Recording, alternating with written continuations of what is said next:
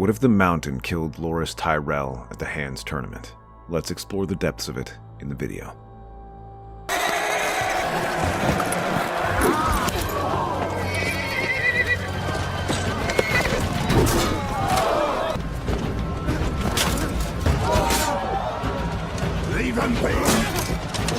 The Hound lumbers over to his brother, reaching over his shoulder and pulling his longsword over his shoulder. However, he is a fraction too late as the massive knight's sword descends upon Ser Loras. The young Tyrell screams as the blade hacks a deep gouge through his armor. Although the plate is designed to block against sword cuts, the sheer strength of the mountain is enough to leave an ugly gash. Loras screams in pain, his body thrashing on the ground. In the stands, people scream and jump to their feet. Some try to run away, others reach for their own weapons. The first to reach the mountain is Sandor, who intercepts his next strike and shoves him back. For a moment, Gregor is too stunned to react to someone actually forcing him back. The Hound takes full advantage of that and presses forward. His blade rises and falls, meeting Sir Gregor's greatsword. Their weapons lock as Robert shouts for his guards. He tries to cleave his younger brother in two, but the Hound squares his shoulders and blocks the next strike. He then twists and pushes the mountain swing down and slams his armored elbow against the massive knight's face. Blood bursts from his ruined mouth, but Gregor only roars in anger and tries to smash his fist down at him. However, Sandor sidesteps the attack and tries to elbow him again. This time he catches it and slams his brother onto the dirt. However, before the mountain can pick up his sword, someone appears on his back. You bastard! I'll kill you! Though he is unarmored, Renly has a dagger in his hand and repeatedly plunges it into his neck. Around him, guards begin to gather. Some of them jab spears and others aim crossbows, trying to corner and kill him like a bear. These spears prod and strike at his battered armor until one man rushes forward and drives his spear into the mountain's thigh, dropping him to his knee. As the mountain loses balance, the rest of them rush forward, battering him with hammers and axes. When they pull away, he is bleeding from a dozen wounds, gasping for air and shuddering. Yet beneath the blood on his face, he continues to glower angrily at them, spitting defiantly. They prepare to finish him off, but a hand orders them back as the Hound steps forward, his own blade in his hand. Get back. He's mine. No one dares challenge the large warrior who walks over to the mountain and drives his sword into his throat. And then, with another cry, he sweeps his sword across his neck and sends Sir Gregor's head flying. For a moment, there is silence as a maester hobbles over and helps drag Ser Loras aside to be treated. With that, the match is declared forfeit, and the tourney ends not with a bang, but with shock at the outburst of violence. Everyone soon begins to disperse, their bodies shaking in horror at what they just saw. None is more shocked than the Reachmen, who all send men to help treat the Knight of Flowers and condemn Sir Gregor's actions to a man.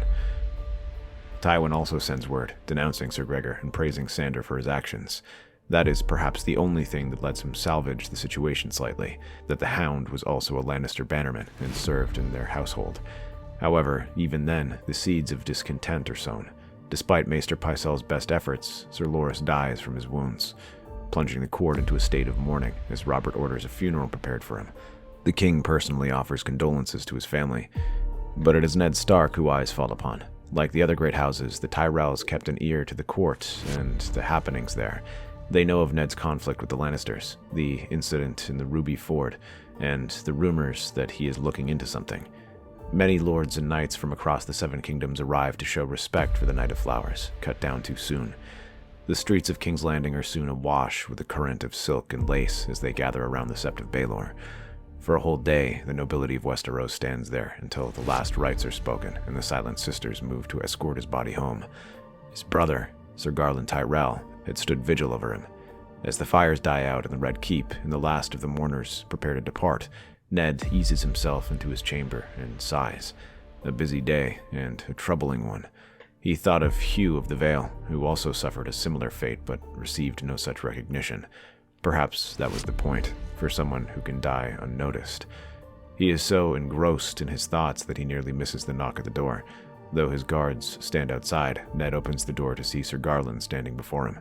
The knight stands tall and tense, but Ned can see the grief in his eyes. He bows his head respectfully. Lord Stark, my father hears that you have helped make arrangements for my brother's funeral. He thanks you for your compassion in these trying times. Think nothing of it. That is the least I can do. No parent must ever bury their child like this. I know. It It has been difficult. He looks away, squeezing his eyes shut until Ned places a hand on his shoulder. Sir, you need not put on a face in front of me. As a man who's had to bury 2 siblings and a father, I know how you feel to see your youth snuffed out from them. I will gladly hear what you have to say, but if you wish to grieve first, I will think no less of you for it.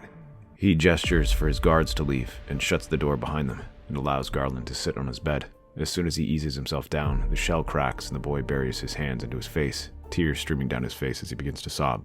Ned says nothing, but places a hand on his back and offers him a drink of water. When he finishes it, Garland looks at Ned with red-rimmed eyes. Soon, the two of them begin to speak of Loras, talking about his accomplishments and stories about him. Though Ned knew little of him, he gladly shares what he does know, and that soon puts him at ease. A part of him wants to lie and speak of Loras's gallantry and performance on the lists, but Ned holds his tongue. Instead, he speaks of the knight's energy and his hot-bloodedness, something that actually brings a faint smile to his brother. The whole realm weeps for him.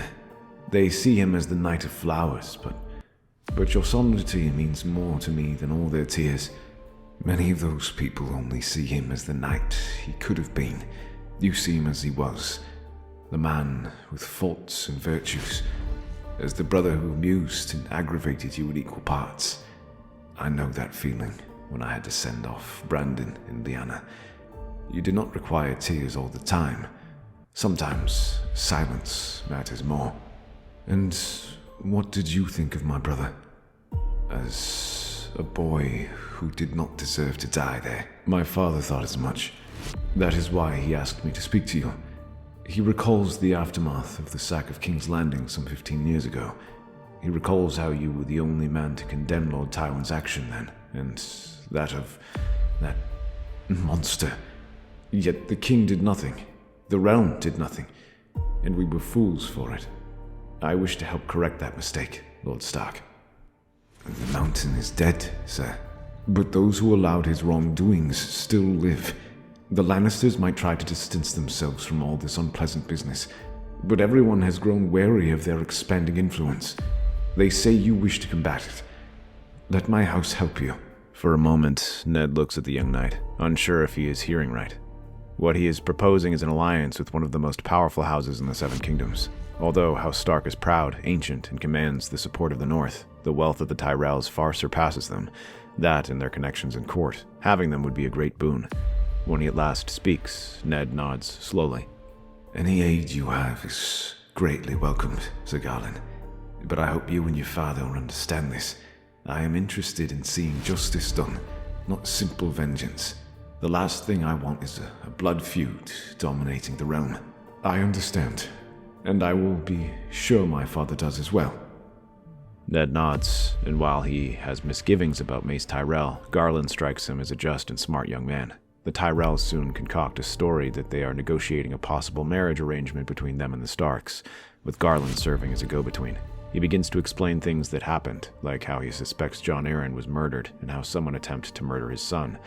Ned mentions how his initial lead was Sir Hugh of the Vale, a boy who was killed by the Mountain. And yet, when he mentions that Littlefinger gave him this tip, the Reachman frowns. He says that Littlefinger is a man of ill repute, and how Renly often said the Master of Coin will not offer a gold dragon unless he can get 2 from you. Ned soon understands the meaning, but cannot decipher what Littlefinger hopes to get from that. When he has his guards speak to some of the Valemen about their thoughts on Lord Baelish, their answers are simple. He is a fine Master of Coin, but believes he is dreaming above his station. To his frustration, this forces Ned to start from scratch, as he must begin his investigation yet again. When Littlefinger comes to Ned with more leads, the Hand politely refuses them. Instead, the Reach's informants secretly begin to look into the matter of Jon Arryn's death. Yet not long after, they hit their first snag, as Ned receives word that his wife has kidnapped Tyrion Lannister, intent on taking him to stand trial. He soon realizes this can mean war, as Tywin now has every reason to declare war with a just cause. Soon enough, the first blow falls as raiders from the Westerlands emerge and attack the border villages. Entire towns are burned down, and their civilian population rushes to King's Landing to report the news. As Ned hears reports of their atrocities, he knows that this is the Lannisters' work, even if Tywin might disguise it as mere bandits. Thankfully, Ned has the Tyrells to support him, and under Garland's suggestion, 1,000 men are gathered from houses Oakhart and Rowan to support the Riverlords and drive away the brigands. It is a small force, but enough to send a message that the Reach stands with the North. Tywin understands as well, and his raiders secretly pull back while Houses Piper and Vance rally around the Reachmen to reinforce the border region. Though their alliance might have helped them win the first round, the situation in the capital remains tense. They know another strike can come at any point and must be making preparations. In that regard, Ned charters a ship that will take his daughters home. Sansa protests and demands to stay in the south, refusing to go. Ned feels his annoyance building at this conflict, but luckily, Garland has an idea. Sending her north might be hasty. A house divided cannot stand. I will not let my daughters remain here so long as the Lannisters have their claws around this city. I agree, and worrying about them will only distract them. But perhaps Highgarden will make for a good compromise. Your daughters will have all my father's swords protecting them, and it is still south, so they can enjoy everything it has to offer. I don't know. It is so far and closer to Castle Rock. I understand your worry. However, you have to trust us. If not my father, then at least me. I will personally ensure nothing bad happens to them. Very well. I trust you. So the order is sent out. With the recent tensions, no one can complain when Ned announces he is sending his daughters away, and a small ceremony is arranged for it, attended mainly by Ned's household and his allies. Yet when it comes to an end and they begin to march out, hoofbeats thunder across the different streets. With all the tall buildings and narrow paths, no one sees the Lannister men until they are on top of them. There are close to 50 of them, outnumbering the Stark men almost 2-1, as Ned sends half his guard with Sansa and Arya. The Lannister column opens up to reveal the Kingslayer standing before them, sword drawn. With Ned acting more cautiously, he hasn't had the chance to confront him, but now he sees the opportunity. Around him, his guards ready their weapons eagerly, clutching halberds and swords, while the Stark men form a protective circle around Ned. Garland moves over to the Hand's side. It appears my brother found trouble on the road. A she-wolf descended upon him while he ate. Sir Jaime, I do not quarrel with you. If you're upset about the situation, then your anger should be directed at me, not my wife. Oh, it is, and I intend to make my displeasure quite clear. Are you mad, Kingslayer? You would attack your Lord Hand in these very streets. I killed my king once. This doesn't seem as bad. Then you will need to get past me, sir. Garland has his sword in hand in an instant, just as Jaime charges. The two meet each other in a ring of steel, the sound high and echoing across the alley, just as the rest of their men rush at each other. Ned has his own sword in hand and moves to help Garland. The young knight is holding his own well against the Kingslayer, matching him blow for blow. He even manages to cut down another Lannister man-at-arms who tries to help his lord. When he gets close, Ned swings his sword and forces the Kingslayer to block. Garland tries to strike at his chest, but Jaime manages to sweep his sword and block his strike. Though outnumbered, Jaime offers a grin. 2-on-1. This hardly seems honorable. Does this look like a tourney to you? If you start a war, don't be surprised when someone strikes back. Rather than slow down, Garland's attacks begin to quicken, raining down slashes on him that force Jaime to defend. Even Ned struggles to keep track of these movements, but suddenly Garland pivots his horse and rides away towards the flank. Lord Stark, follow me. Blinking, Ned spurs his horse after him and gallops off. He shouts for his guards to follow him as the Reachman barrels past a pair of Lannister men blocking his path and opens a way out. To Ned's dismay, less than 10 of his men manage to escape as they ride back to the Red Keep. With Jaime attacking Ned on the street and both the Reach and Stormlands backing him, he realizes he must act and calls a meeting. The Goldcloaks scour the alleys, but the Kingslayer slips through their nets like a shadow.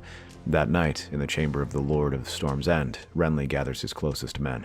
All of this leaves tensions simmering as Ned writes a flurry of letters to Tywin Lannister, demanding he answer for his son's actions. While Tywin, although denying any involvement with his son, accuses the Starks of trying to consolidate power and take over. Their alliance with the Reach and the kidnapping of Tyrion are proof of that. Seeing this, Renly also offers his support, and this time, Robert can no longer ignore the situation. Well, Ned, it seems you're getting your wish after all. It seems like we're hunting the Kingslayer. The question is, what lunatic can we send that would be mad enough to try and kill him? We cannot leave it to chance. Jaime will strike again, and if he's allowed to escape, he will take shelter with his father and escape our grasp. And next time he may not miss. We need someone who can meet him blade for blade. There are few alive who can face the Kingslayer, but one comes to mind. The Hound. Sandor Clegane. He's in the service of the Lannisters. What's to stop him from selling us out if we approach him? The mountain is dead.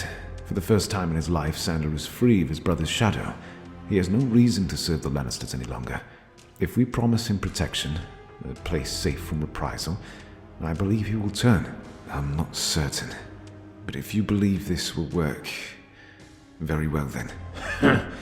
I'd love to see the Kingslayer's face when he sees this sort of dog we've sent against him. So they move quietly, sending trusted men to the kennels where the Hound broods, drinking and glowering. The offer is simple. Rich rewards for his service at the Hand's tourney, a sworn place in Renly's guard, and the chance to spill Jaime Lannister's golden blood. Sandor listens in silence, scarred face half in shadow, then lets out a low growl of laughter.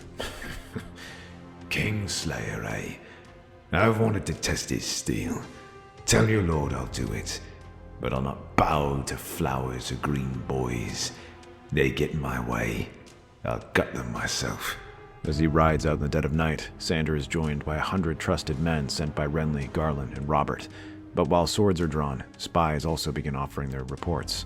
At long last, the Tyrell's web of allies begin to bear fruit. A spy, a former member of House Aaron's household, speaks of what happened before Lord Jon's death. He had been meeting with Stannis quite often, having secret meetings long after small council sessions had ended, sending messengers between their households and sharing important documents. Ned already has an inkling of what they were trading. Genealogies, family trees, the type of thing he's been slowly uncovering. Curious and wary of being blind to the next blow, they urge Ned and Renly to reach out to Robert's stern brother. The delegation is organized to get to the bottom of it by sailing to Dragonstone. That group is led by Sir Garland, whose absence will be less noticeable.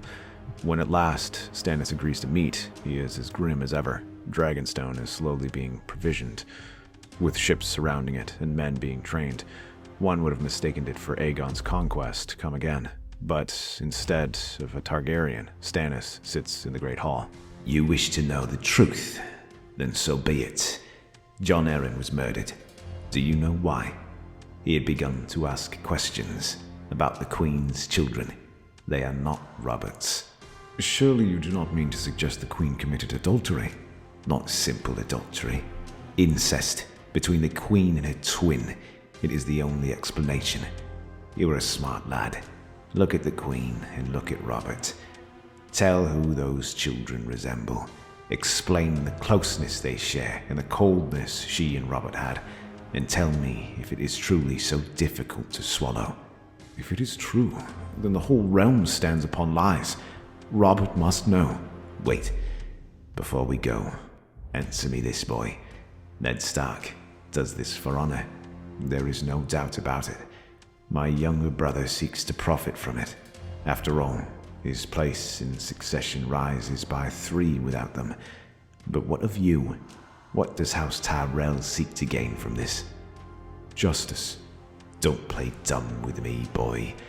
I know Mace Tyrell. I survived a year's siege from him.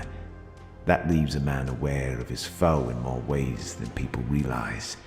He is lethargic unless something is dangled in front of him. My father seeks to see the Lannister influence broken, and the Tyrell's influence to rise. Do not say it. I know the truth of it. I cannot begrudge him that. It is natural in a power vacuum. But he would do well to remember that the realm comes first. I understand. I have no fear of that. Aye. It isn't you I worry about. It is your father. Only then does he let go of Garland's arm and let him return back to carry the tale of incest back to the capital. He meets with Robert, Renly, and Ned at night during the Hour of the Wolf. Robert listens as the tale unfolds, each word driving him deeper into rage. His face reddens, his fist clenches around his wine cup until it shatters. Red liquid spills across his hand like blood. By the gods, if this is true, I'll see them all damned. Jaime, Cersei, the lot of them. I'll not be made a fool in my own hall. Robert, please calm yourself. I seek justice as much as you, but we cannot afford to kill them now. Don't you dare advocate for mercy on this matter, Ned. Not on this. Not with her. I do not ask for anything of the likes.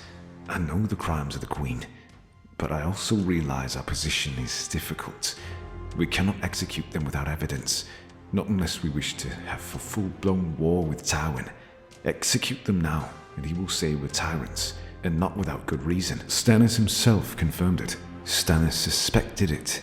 If words speak of previous marriages, but nothing about their own affair, if it is even true, make no mistake, Tywin will see this difference.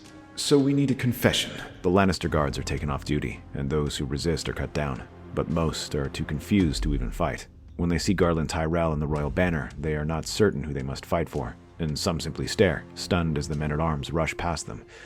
While some of the King's Guard initially try to resist, Ser Barristan is ordered to stand down, and he ensures the rest of them follow. Cersei is pulled screaming from her bed, thrashing against the grasp of two guardsmen, but her anger turns to shock as she sees Robert glowering over her, his face looking like it was sculpted from rock in the dim torchlight. Her children soon follow, though they are treated more gently. While Cersei languishes in a cell, they are left in the tower.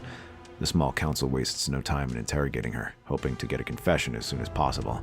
Yet the Queen remains defiant, even through Robert's threats, Renly's bribes, and Ned's offers.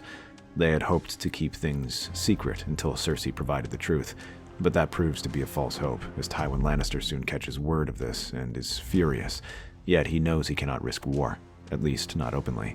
With the Starks and Tyrells presenting a unified front, attempting military action is suicide. So instead, he begins looking for ways to fight them without getting his hands dirty. He also sends scouts to begin looking for his son, who is still out in the wilderness and riding hard to reach the Westerlands. The Kingslayer does not get far. Jaime leaves a trail of dust and broken men behind. He slipped the gold cloaks, but did not expect this particular pursuer. Sandor Clegane follows the scent like a bloodhound, his grim gaze fixed on the tracks in the dirt. With him rides 100 of Robert's best men, chosen for silence and loyalty. They hunt through the night, across hedgerows and creeks, until the first pale light of dawn gleams. Though Jaime has days ahead of them, he soon closes the distance and spots the white of Jaime's cloak, where he sleeps beneath a tree. Now! They fall upon him before he can mount. His men burst forward and rush the few remaining retainers who protect the Kingslayer. They form a loose ring around him that holds back the initial attack while Jaime dons his armor and sword. By the time the first men come at him, he is ready and parries his strikes before cutting him down. The second shifts to a defensive stance and intercepts his first 3 strikes. The fourth catches him by the throat. 2 more fall to his sword before the last man joins. Sandor Clegane casually rests his longsword at his shoulder before spitting to the ground. The two circle one another before steel clashes. Jaime watches as the Hound blocks each strike and then pushes forward. His momentum carries him and knocks the man off balance. The Hound is on him again, but Jaime pushes his sword aside. He can see the tension in the large warrior, and the Kingslayer recognizes this will be no easy fight. The careless swagger Jaime carries with him disappears in an instant and is replaced with a grim determination. When their swords match, it is no longer a simple duel, but 2 killers testing each other. The Hound roars and unleashes a vicious cut that forces Jaime back. He blocks the next strike and steps into his defense, pressing his shoulder against him.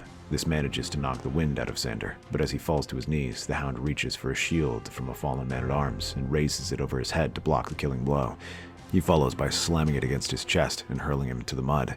Panting, Jaime looks up to see half a dozen spears leveled at his throat. Sandor's scarred grin twists.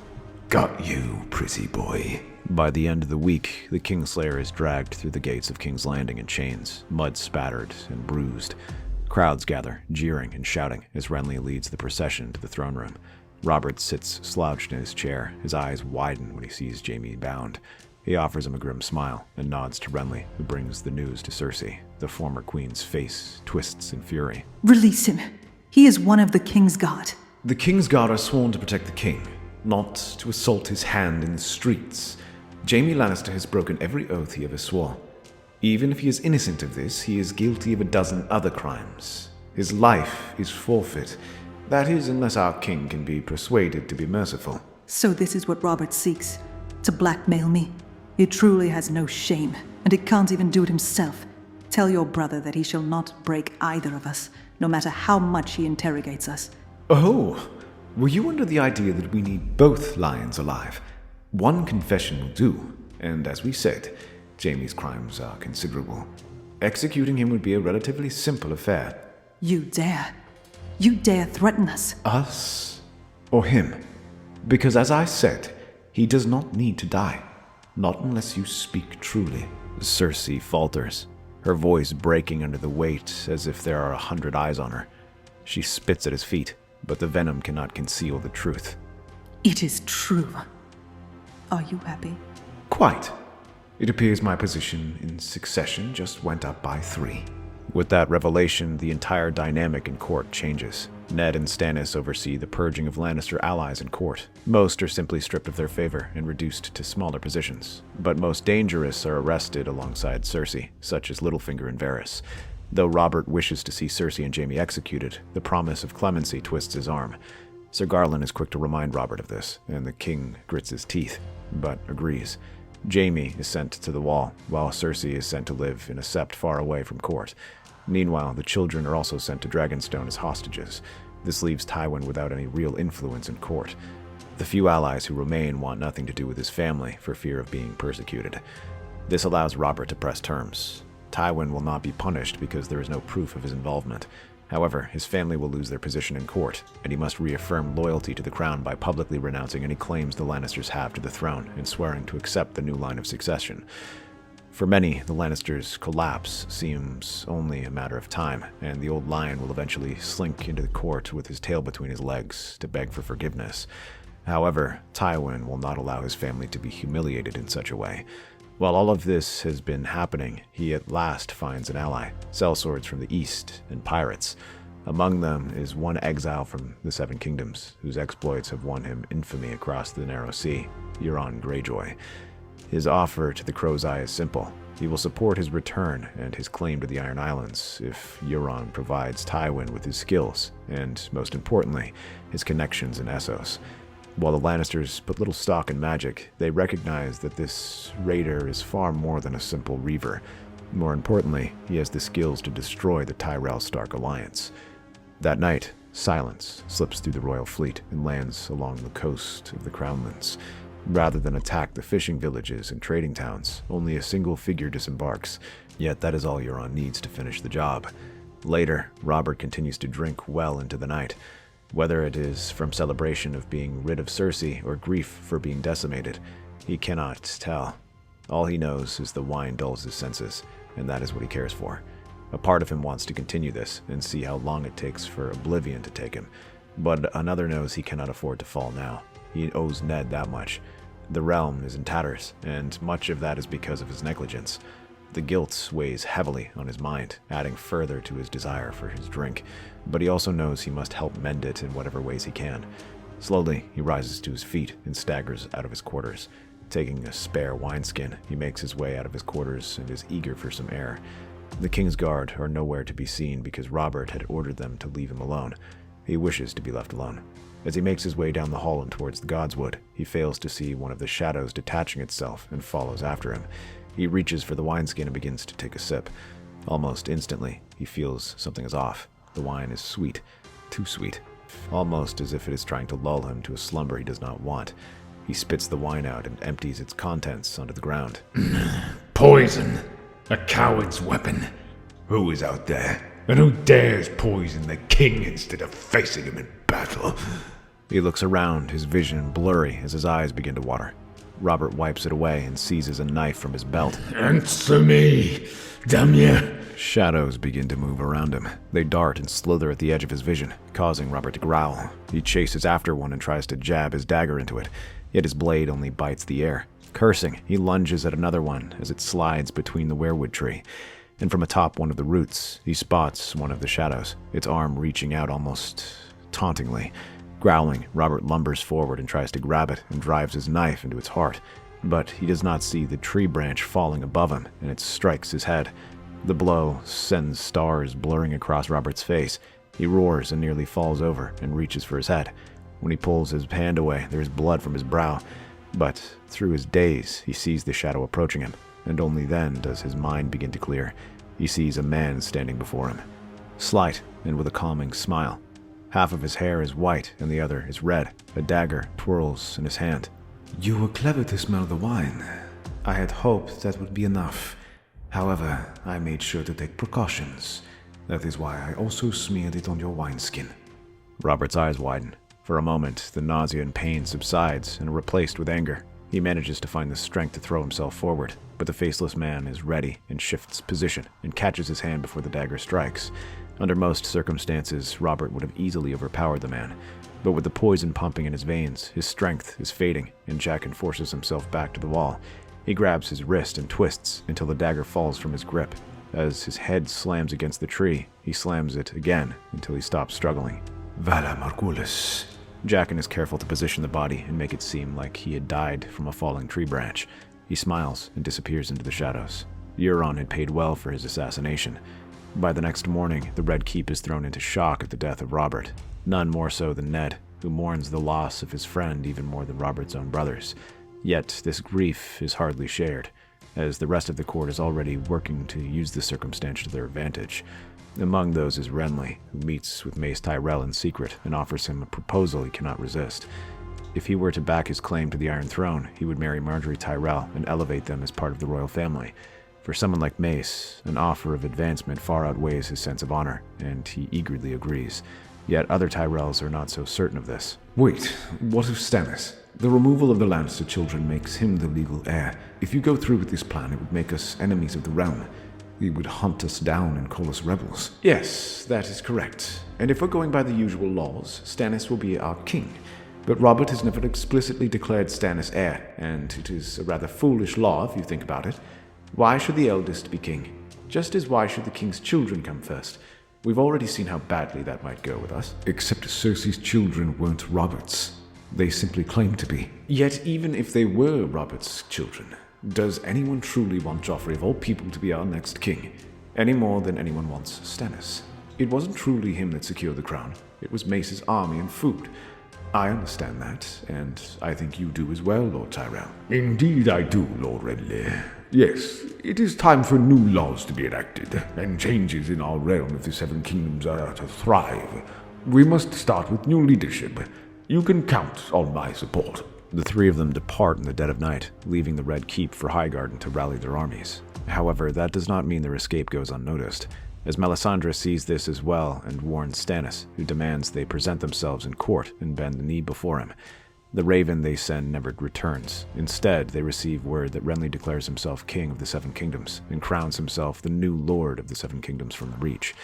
He manages to gather support from the Stormlands and Reach. Meanwhile, Ned reaffirms his loyalty to the Iron Throne and promises to support Stannis. While Renly might believe it was Mace Tyrell, he knows it was Stannis' accusations of incest that helped bring the Lannisters down. More importantly, Stannis remains the legal heir, even without an official declaration. All of this is just as Tywin had wanted, as he sees how internal divisions are tearing apart their alliance almost overnight. While he still cannot challenge either side militarily, he at least can watch as they tear each other apart. More importantly, it distracts them as he sends his fleet up north to attack the Iron Islands alongside Euron. Supported by Lannister knights, gold, and cell sails, Euron has a large enough army to threaten the Iron Islands, and he quickly sieges Pike, where Balon is killed, and Victarion is forced to pledge allegiance to him after the Iron Fleet is surrounded and captured. Though the realm cares little for the Ironborn, they recognize that the Lannisters gaining influence on the Iron Islands is a dangerous thing, but no one is in a position to stop them. Stannis is too busy ferrying troops from the north to King's Landing, while the Redwind fleet is bottled up, as Renly was unable to bring Ser Hober and Horus with him, leaving them as hostages. As the first ships bearing Northmen return, Stannis turns his attention to the Riverlands and hopes to gain their support. However, he finds them as fractured as ever. While some recognize his claim, others recall how it was Mace who provided military support against the Lannisters and backed him. Worse still is that the Freys declared neutrality in this conflict and closed the twins from either side, but this prevents a land route from being opened to deploy more Northmen south. The Riverlands groan beneath the weight of two kings. Stannis marches into the country accompanied by Ned Stark and his Northmen. Everywhere they pass, the lords of the tyrant weigh the law against the promise of power, torn between their loyalties. Some, like Jason Mallister, Titus Blackwood, and Edmure Tully, all offer their support. Meanwhile, Renly sweeps through the fertile valleys with charm and splendor. The Reachmen march at his side. The common folk cheer Renly's smiles and promises, while his bride, Margaery Tyrell, wins hearts with kind words and generous alms. And those lords west of the Red Fork recall these banners well. They were what helped drive back the brigands. Some, like Houses Vance and Piper, join them. they are soon augmented by the Brackens and Derrys. For weeks, the two camps circled each other, sending envoys and spreading coin, but careful to avoid an all-out war. The same cannot be said for their new vassals, though. House Bracken raises Renly's stag and strikes at their ancient rivals, the Blackwoods, who have sworn to Stannis. The clash begins as a raid to capture several disputed villages, yet Tytos wastes no time in sending requests for aid from Stannis. Unwilling to abandon his ally in fear of looking weak, he rallies his banners and rides to their aid. With a swift-moving force of horsemen from the Narrow Sea, the North, and riverfolk, he pierces through their siege lines and drives the Brackens across the Widow's Wash. Yet, as they press closer, Janos Bracken receives reinforcements as well and meets them. This simple raid soon turns into an all-out war as both sides clash with one another. Now that the spark has been lit, the other houses see no reason to hold back and soon rush forward with their armies, and battles soon erupt across the Riverlands. House Derry raises its banners behind Stannis' lines and forces him to redirect soldiers. Meanwhile, Edmure captures House Page's lands and forces them back into submission. Acorn Hall is soon turned into a fortress as the Tyrells use it as a forward base, and from there, Renly deploys one of his best fighters, the Hound. Although he is a poor commander, he makes for an excellent raider, much like his brother. While Sandor does not match his brother's brutality, his reputation preceded him, and many small folk run in fear at the sight of him. His sword carves through men like meat on a block, his face twisted in bloodlust and contempt. Soldiers rally to him, for fear of him, not love, and wherever Renly deploys him, his brother's army is mauled. While the Riverlands burn, both sides reach farther afield. Messengers ride south across the mountains to Sunspear, bearing offers Dornish ears have longed to hear. Stannis promises vengeance against Tywin Lannister to avenge Elia Martell and her children. He promises Dornishmen high office and influence equal to any other kingdom. With the Tyrells gathering around Renly, the Dornish have less cause to rally around him.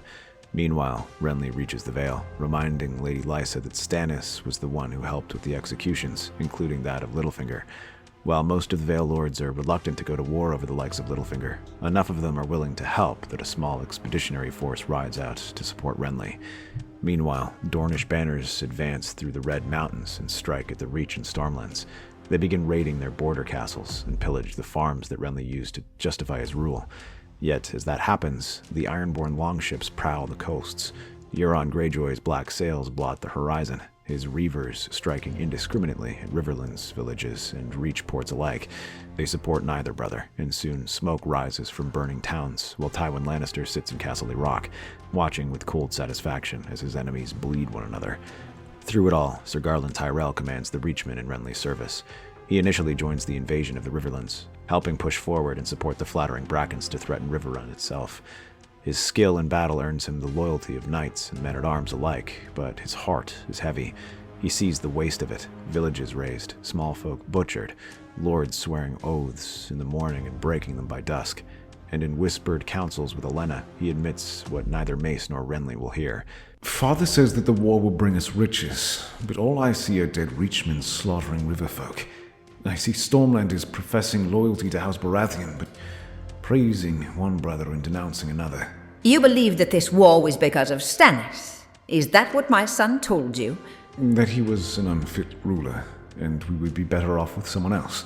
Aye, someone else.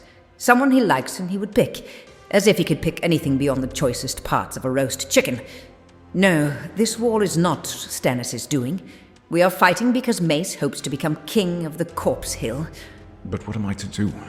I cannot disobey my father. Can't you? I disobeyed my father and married my husband. That is the only reason you are standing here now. It is not a matter of can you, but will you. However, this proves easier said than done, as new orders come out from Mace that order him to rejoin the fight. Rather than attack from the Riverlands again, he is instead to strike from the Stormlands and attack King's Landing directly.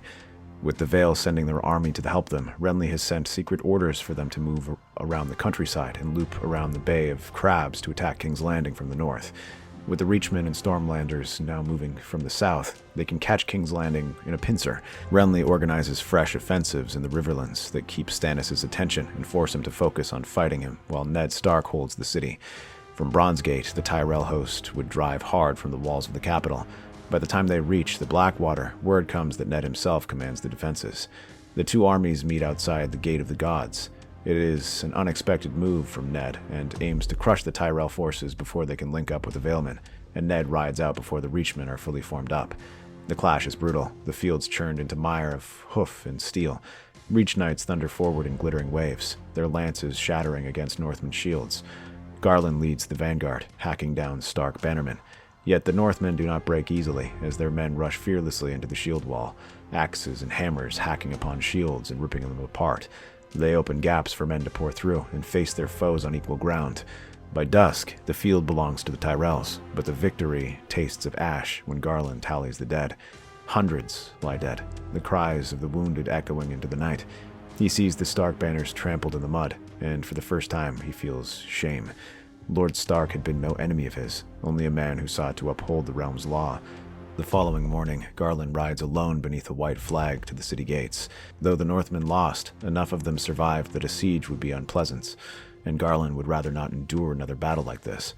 Ned comes forth, cloaked in grey, his face pale but resolute. Sir Garland, you've blooded us well. This is the type of thing that Loras would have killed for. A great battle, glory to be had, victory over a respected foe. And yet, you do not seem proud. They don't tell you men shit themselves when they die in the songs. They don't tell you a lot about war in the songs, or in the stories. Not my father or King Robert, not even Sir Barristan. They spoke of glory and honor, the accomplishments of great men, men who shone in the heart of war. But I have to ask, how many others had to die in the dirt for them to soar? Too many. A victory that brings no joy, my lord. This war consumes us all, and Tywin Lannister laughs from his rock while we kill each other. I know it. Then why fight it? Because it is my duty. Renly has been crowned, and I knelt before him. How can I go back on it?